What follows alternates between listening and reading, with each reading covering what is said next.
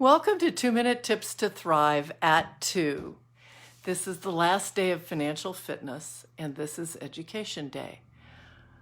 Honestly, it's probably the first thing anyone that's starting to invest should do, but I left it to the end because it's not always what everybody wants to know.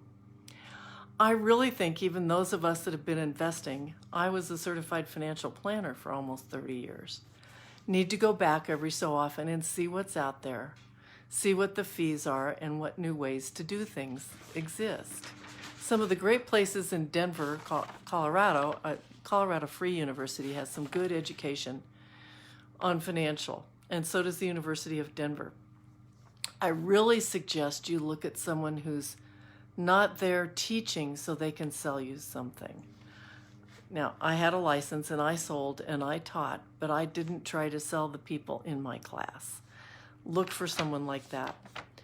The other thing is your financial advisor. If you have one, many of them have classes for new investors or know of classes for new investors. Those are a great place to go. A place I absolutely love is Morningstar. It ranks all of the investments out there, and I used it quite a bit during my time as an advisor. But they also have education. And for the most part, they're not selling you funds unless they've changed. Another place is Udemy. So both of those are places where you can go separate from someone who sells you something and actually do financial calculations.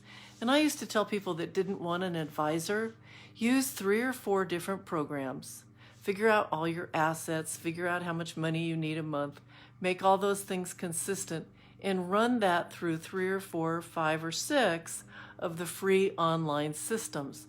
They'll each tell you something a little different, but you'll get a feel for what the going trend is, for how much risk you want to take.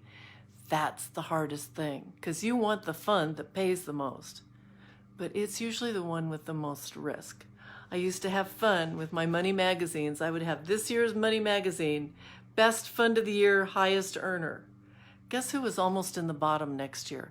And I could prove that year after year with my money magazines. So just because they're paying the most now doesn't mean that that sector or that fund will be the best next year. Get abroad, and I like no-load mutual funds that you can buy at Schwab, and you can also buy small bits of stock at Schwab or Fidelity. So look at those.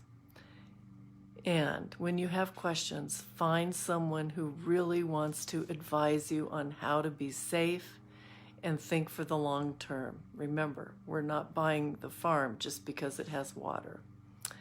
So, a new topic tomorrow, probably Mother's Day. And in the meantime, stay home as much as possible, stay healthy, stay happy, show kindness everywhere you go. It's so needed right now. That's how we thrive. Thank you so much for being here, and I'll see you tomorrow.